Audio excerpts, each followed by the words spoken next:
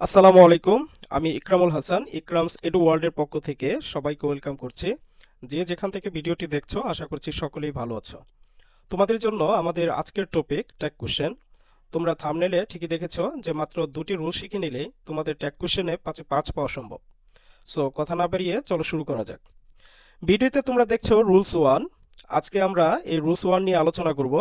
তার আগে যারা ট্যাগ কোশ্চেন সম্পর্কে তেমন কোনো বেসিক ধারণা নাই, কোনো আইডিয়া নেই, তাদের জন্য কিছু বেসিক ধারণা দিয়ে দিই।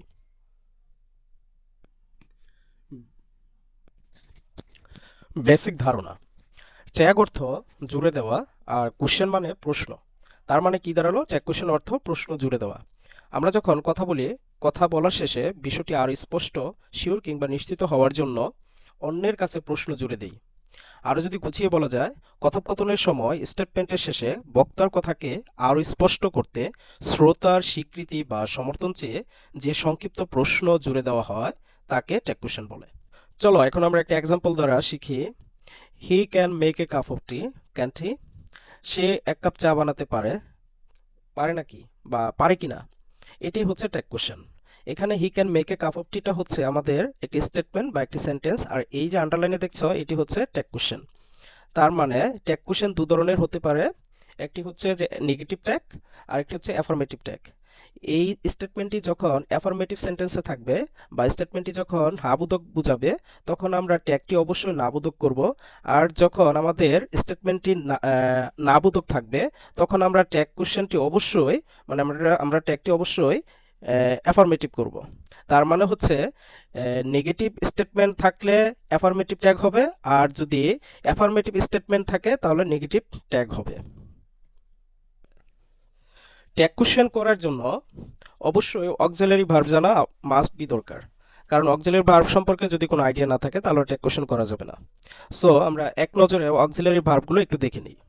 এখানে আমাদের কিছু অক্সিলারি ভার্ব দেওয়া আছে, যেমন am is, are, was, were, have, has, had, shall, should, will, would, can, could, may, might, must, ought to, need to, dare to, use not বা ইউজ টু, নিড টু বা need not, এখানে আছে আবার use to, sorry, do, does, did ইত্যাদি। এগুলো হচ্ছে আমাদের auxiliary verb. এগুলোর ট্যাগ কোশ্চেন করতে গেলে মাস্ট বি দরকার পড়বে। এই অক্সিলারি ভার্বগুলোর আবার সংক্ষিপ্ত কিছু নেগেটিভ রূপ রয়েছে। যেমন আমরা এম প্লাস নট, মানে এম নটকে আমরা যদি সংক্ষেপে লিখতে চাই তাহলে ট্যাগ কোশ্চেন করার সময় আমরা অবশ্যই এম নট না লিখে বা এমএন্ট না লিখে আমরা আরএন্ট লিখবো বা এন্ট লিখবো। শ্যাল নটের সংক্ষিপ্ত রূপ হচ্ছে শ্যান্ট বা শান্ট, আমরা যেটা বলি shall not shunt, will not won't, can not can't. বাকি সকল অক্সিলারি ভার্বগুলোর সাথে শুধু সংক্ষেপে নট বসালেই চলবে। তার মানে এখানে যতগুলো অক্সিলারি আছে এগুলো বাদ দিয়ে বাকি সবকিছু পরে জাস্ট আমরা সংক্ষেপে এই নটটা বসাই দিব। তো আমাদের অক্সিলারি ভার্ব সম্পর্কে জানা হলো। আবার অক্সিলারির সাথে নেগেটিভ রূপ কিভাবে বসে সেগুলো আমরা জানলাম। সো আমরা এখন নেগেটিভ ওয়ার্ডগুলো কি কি আছে সেগুলো একটু জেনে নেই। আমরা এখানে প্রথমে দেখতে পাচ্ছি নট, এরপর নো, নেভার, না, no one, nobody, nothing, neither, nor, seldom, hardly, barely, rarely, little, few, scarcely, too dot dot to. এগুলো হচ্ছে আমাদের নেগেটিভ ওয়ার্ড। যদি কোনো স্টেটমেন্টে কিংবা কোনো বাক্যে যদি দেখা যায় এই নেগেটিভ ওয়ার্ডগুলো রয়েছে, তাহলে অবশ্যই আমাদের ট্যাগটি অ্যাফার্মেটিভ করতে হবে। মানে ট্যাগ কোশ্চেনে আমরা যে সংক্ষিপ্ত অক্সিলারির উপরে যে সংক্ষিপ্ত নটটা লিখতাম সেটা লিখতে পারবো না যদি এই নেগেটিভ ওয়ার্ডগুলো থাকে কোনো বাক্যে। আমরা এখন সাবজেক্টের কিছু প্রোনাউন সম্পর্কে শিখব। মানে যে নাউন বা যে সাবজেক্টটি, সেই সাবজেক্ট বা সেই নাউনের প্রোনাউন সম্পর্কে একটু জানবো। যদি সাবজেক্ট কিংবা নাউনটা যদি আমাদের পুরুষবাচক হয় তাহলে অবশ্যই আমরা হি লিখব। যেমন রফিক, করিম এগুলো যদি থাকে তাহলে আমরা হি লিখব। আর নারীবাচক সাবজেক্ট হলে, মানে সাবজেক্ট যদি মহিলা বোঝায় তাহলে অবশ্যই আমরা শি লিখব। আচ্ছা, বস্তুবাচক সাবজেক্ট হলে আমরা সবসময় ইট লিখব।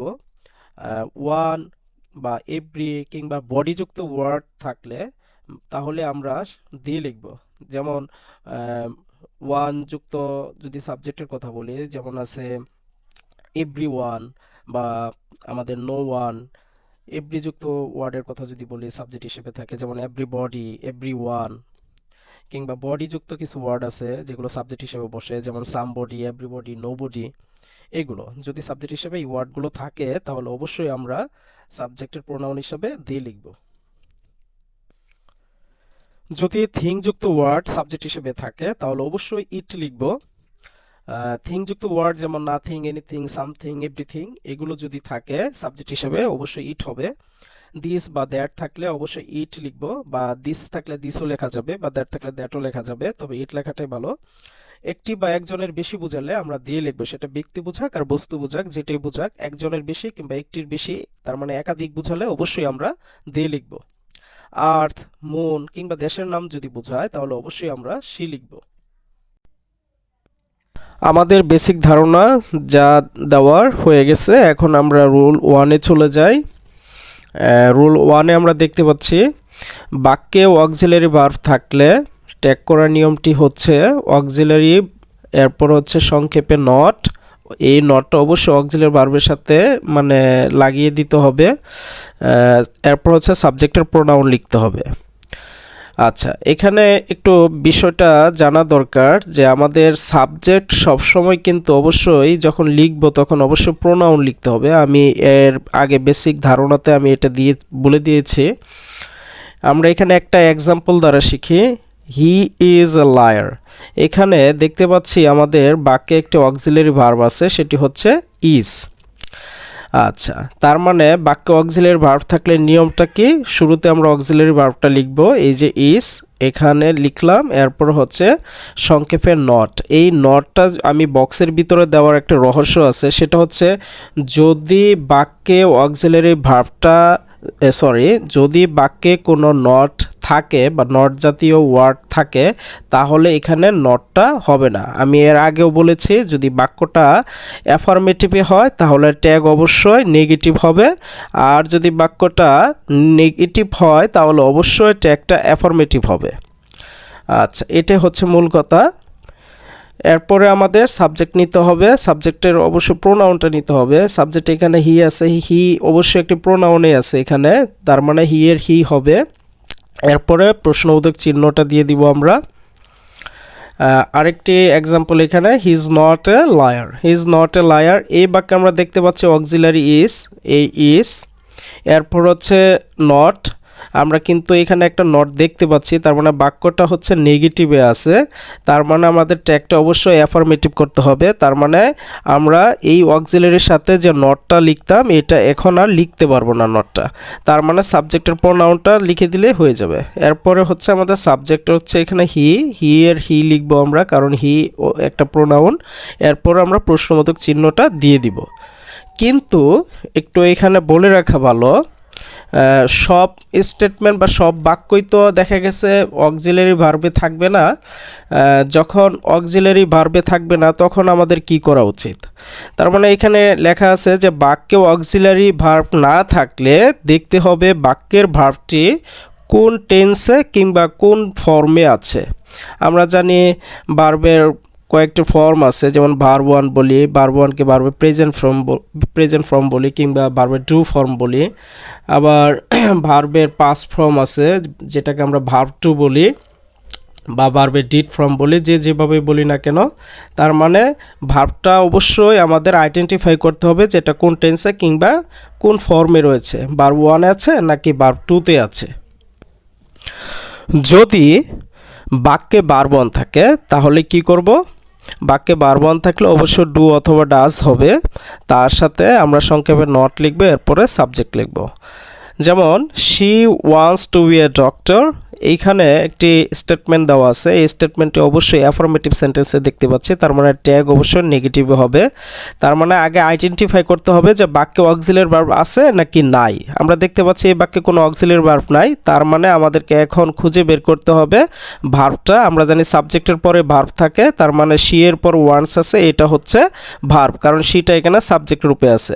তার মানে এটা কোন ধরনের ভার্ব, মানে কোন ফর্মে আছে ভার্বটা সেটা আমরা আইডেন্টিফাই করি। ওয়ান্টস এটা আমরা জানি যে ভার্ব ওয়ানে আছে, তার মানে ভার্ব ওয়ান থাকলে অবশ্যই ডু বা ডাস, আর যদি ভার্ব ওয়ানের সাথে এখানে এস বা ইএস যুক্ত থাকে তাহলে অবশ্যই আমরা এখানে ডাজ লিখব। এরপরে হচ্ছে আমরা সংক্ষেপে নট লিখব। এরপরে আমরা সাবজেক্ট লিখব, সাবজেক্ট এখানে শি, আর সাবজেক্ট সবসময় প্রোনাউন হতে হবে, তার মানে শি একটি প্রোনাউন, অবশ্যই শি এর শি হবে এখানে। আচ্ছা, এরপরে কি, এরপরে হচ্ছে দে কমপ্লিট দেয়ার ওয়ার্ক। এইখানে আমাদের ভার্ব আছে হচ্ছে কমপ্লিট, কারণ দি হচ্ছে এখানে সাবজেক্ট, সাবজেক্টের পরে ভার্ব থাকে, আর কমপ্লিট হচ্ছে ভার্ব ওয়ানে আছে, ভার্ব ওয়ানে থাকলে ডু অথবা ডাস হবে। এখানে কিন্তু আমরা দেখতে পাচ্ছি কোনো এস বি এস যুক্ত নাই, তার মানে এস বি এস যদি যুক্ত না থাকে আর ওটা যদি ভার্ব ওয়ান ফর্মে থাকে তাহলে অবশ্যই আমরা ডু নিব, ডু নিব, এই ডু এর ডু। এরপরে যদি বাক্যটা দেখি অ্যাফার্মেটিভে আছে, মানে কোনো নেগেটিভ ওয়ার্ড নাই, তাহলে অবশ্যই আমরা এখানে একটা নেগেটিভ ওয়ার্ড যুক্ত করব, মানে সংক্ষেপে নট লিখব। এরপরে হচ্ছে সাবজেক্ট, সাবজেক্ট এখানে দে, দে থাকলে দে, কারণ দে একটি প্রোনাউন, আর প্রোনাউনের প্রোনাউনটাই হবে এখানে, পরিবর্তন নাই। এরপরে হচ্ছে হি হার্ডলি বিলিভস এ লায়ার। এইখানে আমরা দেখতে পাচ্ছি একটি হার্ডলি যেহেতু আছে, হার্ডলি একটি নেগেটিভ ওয়ার্ড এখানে, তার মানে এই স্টেটমেন্টটি অবশ্যই নেগেটিভে আছে, তার মানে ট্যাগ অবশ্যই অ্যাফার্মেটিভ হবে। এই যে দেখতে পাচ্ছ যে আমাদের এখানে কোনো নট নেই। তার আগে আইডেন্টিফাই করি বাক্য অক্সিলারি আছে কিনা, যেহেতু বাক্য অক্সিলারি নাই তাহলে দেখতে হবে আমাদের ভার্ব আছে কিনা, মেইন ভার্বটা আছে কিনা। মেইন ভার্ব এখানে বিলিভস, আর এটা ভার্ব ওয়ান ফর্মে আছে, তার মানে অবশ্যই আমরা ডু বা ডাস নিব, যেহেতু এখানে এস দেওয়া আছে, ভার্ব ওয়ানের সাথে এস বি এস যুক্ত করা আছে, অবশ্যই আমরা এখানে ডাস নিব। তার সাথে নেগেটিভ ওয়ার্ড যুক্ত করার কথা, কিন্তু করব না কারণ নেগেটিভ ওয়ার্ড আছে। এরপর হচ্ছে আমরা সাবজেক্ট নিব, সাবজেক্ট হচ্ছে এখানে হি, হি এর হি নিব, কারণ হি একটা প্রোনাউন। আচ্ছা, এরপর আমরা চলে যাব, যদি বাক্যে ভার্ব ওয়ান না থেকে ভার্ব টুতে থাকে তাহলে আমরা কি করব, তাহলে আমরা ডু ডাজের জায়গায় আমরা জাস্ট খালি ডিড দিব, এরপরে সংক্ষেপে নট লিখব, এরপরে আমরা সাবজেক্ট দিব। হি সলভড দ্য প্রবলেম। এইখানে আমাদের দেখা যাচ্ছে ভার্ব হচ্ছে সলভড, আর এটা ভার্ব টুতে আছে, এই জন্য আমরা এখানে ডিড লিখব, এরপর সংক্ষেপে নট লিখব, কারণ বাক্যটি অ্যাফার্মেটিভে আছে, আমরা নেগেটিভ ট্যাগ করব। তাহলে তার মানে নট যুক্ত করার পরে সাবজেক্ট হবে, সাবজেক্ট এখানে কি হি, হি এর হি হবে। এরপরে আমাদের কি দেওয়া আছে, নোবডি ডিড দ্য ওয়ার্ক। এখানে দেখতে পাচ্ছি আমাদের নোবডি আছে, নোবডি কিন্তু একটি নেগেটিভ ওয়ার্ড, তার মানে এই স্টেটমেন্টটি নেগেটিভে আছে, ট্যাগ করতে গেলে আমাদের এখানে অবশ্যই অ্যাফার্মেটিভ ট্যাগ করতে হবে।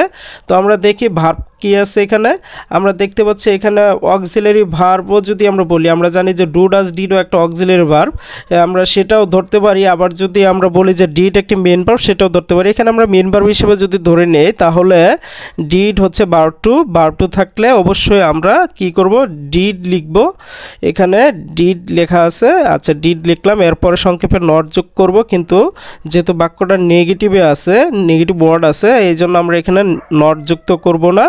এরপর আমরা সাবজেক্ট নিব, আমরা জানি বডিযুক্ত ওয়ার্ড যদি সাবজেক্ট হিসেবে থাকে তাহলে সবসময় আমরা কি লিখব, দে লিখব, প্রোনাউন হিসেবে দে লিখব, এটা আমরা বেসিক ধারণার ভিতরে দিয়েছি। এরপর আমরা কি লিখব, নোবডি নিউ হিম। এখানে আমরা দেখতে পাচ্ছি নোবডি এটাও একটা নেগেটিভ ওয়ার্ড, তার মানে নেগেটিভ স্টেটমেন্ট, অ্যাফার্মেটিভ ট্যাগ করতে হবে। এরপরে আমরা এইখানে ভার্ব দেখতে পাচ্ছি নিউ, এটা ভার্ব টুতে আছে, ভার্ব টু থাকলে অবশ্যই ডিড হবে, তার সাথে নেগেটিভ ওয়ার্ড যুক্ত করার কথা, কিন্তু হবে না কারণ হচ্ছে নোবডি আছে। আচ্ছা, এরপরে সাবজেক্ট হবে, আমরা জানি বডিযুক্ত ওয়ার্ড সাবজেক্ট হিসেবে থাকলে শুরুতে আমরা সাবজেক্ট হিসেবে, সাবজেক্টের প্রোনাউন হিসাবে অবশ্যই আমরা দে লিখব। আচ্ছা, এখন একটি মজার কথা, সেটা হচ্ছে যদি দেখি যে বাক্যে কোনো ধরনের কোনো ভার্বই নেই তাহলে আমরা কি করব। আমরা তো জানি যে ভার্ব ছাড়া কোনো বাক্যই হয় না, কিন্তু কিছু কিছু ক্ষেত্রে আমরা দেখতে পাবো যে ভার্বহীন কিছু বাক্য রয়েছে, আর ওই বাক্যগুলো অবশ্যই এক্সক্লামেটরি সেন্টেন্সে থাকে। যেমন বাক্যে যদি কোনো ভার্বই না থাকে তাহলে ইজন্ট ইট বসবে, এখানে একটা প্রশ্নবোধক চিহ্ন হবে।